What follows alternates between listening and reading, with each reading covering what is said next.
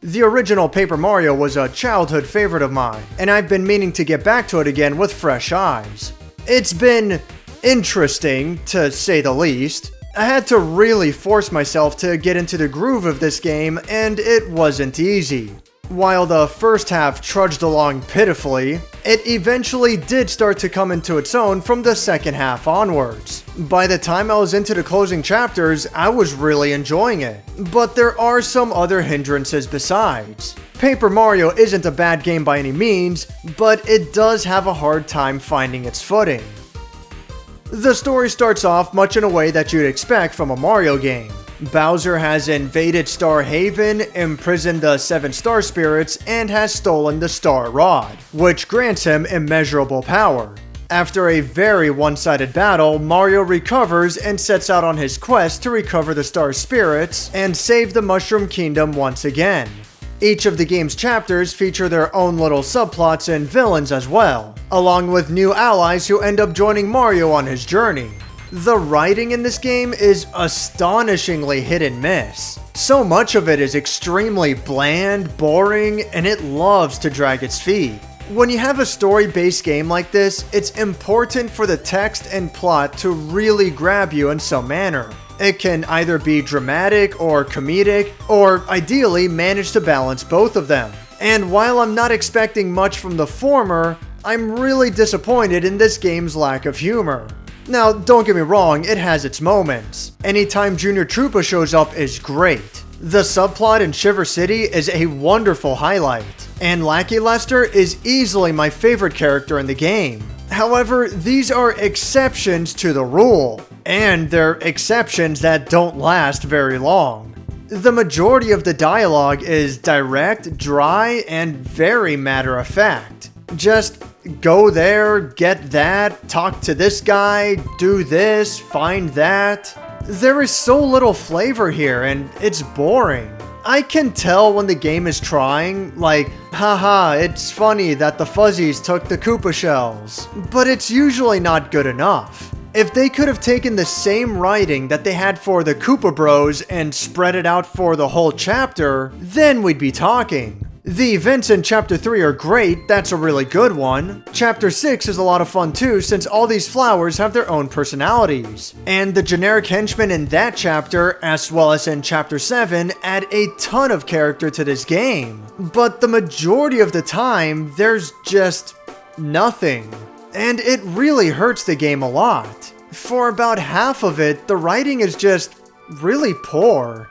As for the art style, the very title of the game, it looks good. Emotions and animations are clear and fun to look at. The way the camera swings around whenever you enter a house is great, and there's a ton of backgrounds for all the individual battle environments. The diorama aesthetic that they were going for is pulled off really well. There's not really much the game does with the paper theme itself. You have things like Mario slowly floating down as he falls from a high place, or the way that he slides into bed to sleep. It's pretty funny, but it doesn't actually do much to impact the gameplay or the setting itself, unlike the sequels, which really went crazy with it. Not necessarily good or bad, just something to bring up. Along with the plot and the writing, the gameplay suffers in a similar manner. But there's also a lot more here that's interesting.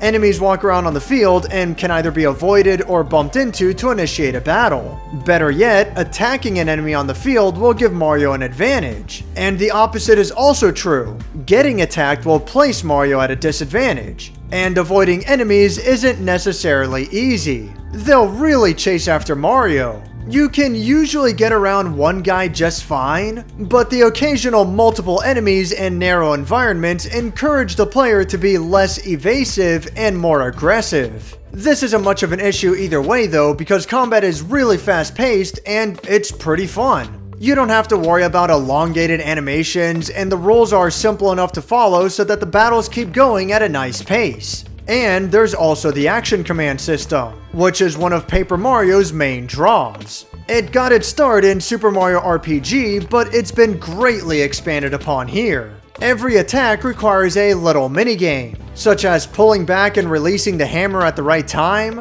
quickly mashing buttons, or simply jumping off each enemy in sequence. The same goes for defense. Pressing the A button right before receiving an attack will reduce the incoming damage and prevent negative status effects. And it's a lot harder than it sounds. A lot of enemy attacks are very sudden and difficult to time, but with enough practice, it's doable and satisfying to pull off. And there's a surprising amount of enemy variety to keep you on your toes.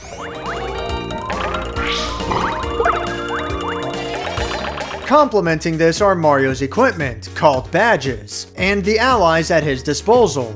Each ally specializes in some way, such as attacking groups of enemies, piercing their defenses, or temporarily buffing Mario's capabilities. Mario's badges are used to customize his playstyle, upgrading his offense or defense, sometimes requiring specific conditions, or granting access to special attacks such as throwing his hammer. There's a ton that can be done here, and oftentimes there are multiple solutions to every problem. Best of all, the game punishes players that are careless. If you're not on your A game, then it's easy to get swarmed by a larger group of enemies, and one bad combo will put you down pretty quickly. That's not to say that it's overwhelming or particularly difficult, but it does require you to pay attention and engage with the game.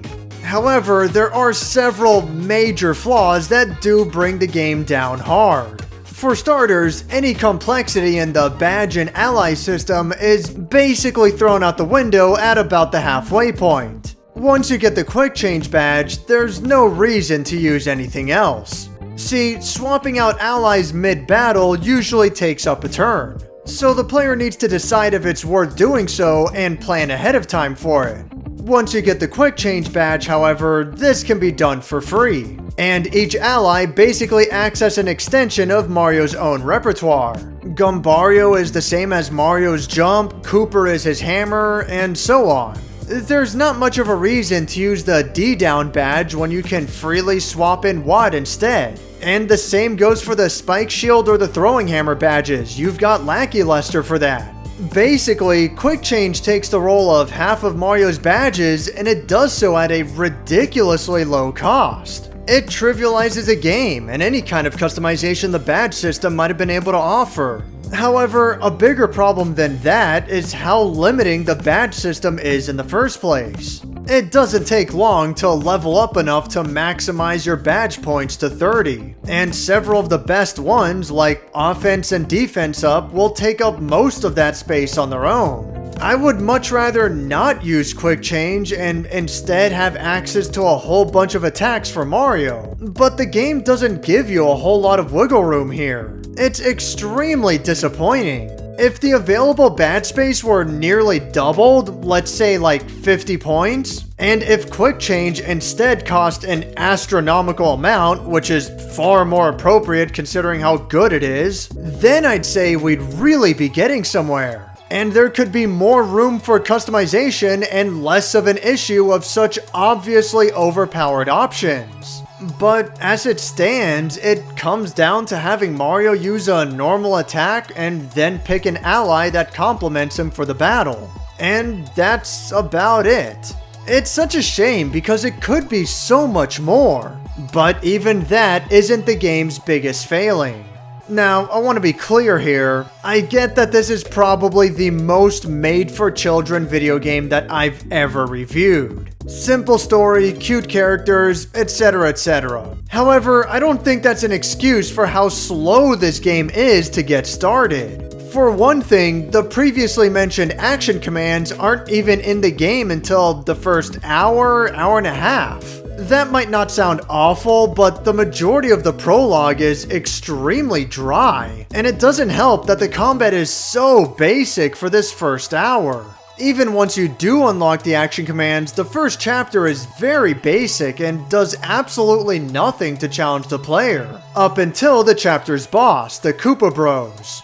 But before then is such a slog, and most of chapter 2 isn't much better. This continues until about chapter 4, Shy Guy's Toy Box. At this point, the game finally stops holding back and starts to bring out enemies that are a more serious threat. And from this point onwards, the game is actually pretty exciting. I'll give a small pass to chapter 3 because I actually like the story in that one. but up until the end of Chapter 2, at the earliest, it's such a boring game. Paper Mario does eventually come into its own, and there are quite a few optional bosses that absolutely do not show any mercy. The final boss included, which is such an awesome part of the game. It just really sucks to say it, but this is a case of it gets good 6 hours in. And I think that hurts the game a lot. It's a massive pet peeve of mine. I'm not saying that Paper Mario needs to hit the ground running, but I'd appreciate it if it started at more than a crawl. Exacerbating this is the fact that some of these stretches of land are surprisingly long-winded. I avoided all the combat that I could, and I appreciate that this game doesn't make you grind at all. Smart strategies and well-timed attacks are far more important. But I'd appreciate it even more so if some of these maps weren't so large. Or if, better yet, there wasn't so much backtracking. Here, Parakarry, I found your stupid letter. Oh, what? I need to go back and find 2 more? Yeah, okay, how do I uninstall this game?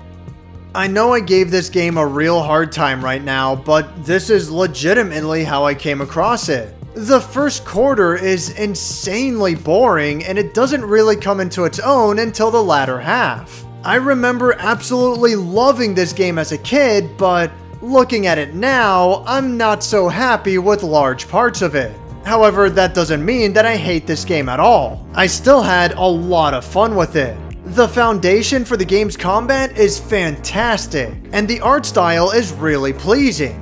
But exploration is subpar, and the general pace of the game is all over the place. Perhaps most egregious of all is that the writing is so 50-50. Sometimes it hits its mark, and other times it falls flat. If it's worth anything to mention, I remember loving the Thousand Year Door a lot more, and I have to give that game another shot sometime. While I do appreciate the first Paper Mario as an origin of the series, I have to judge this game on its own merits, and for that, I find it a little disappointing. I do still recommend it, I think there's some good here, but try to keep your expectations low. Thanks for watching my review on Paper Mario.